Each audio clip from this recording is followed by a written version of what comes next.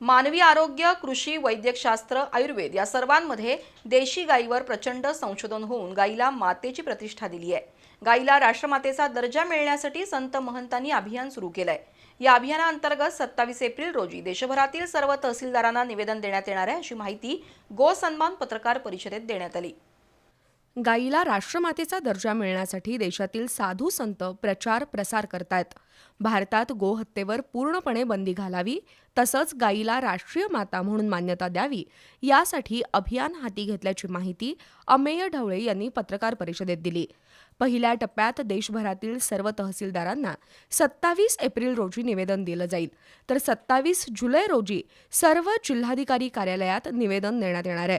27 ऑक्टोबरला सर्व राज्यांच्या मुख्य सचिवांना निवेदन दिलं जाईल.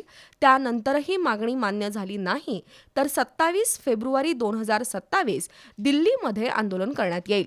मागण्या मान्य होईपर्यंत म्हणजे 15 ऑगस्टपर्यंत 5 महिने दिल्लीत बसून आंदोलन होईल.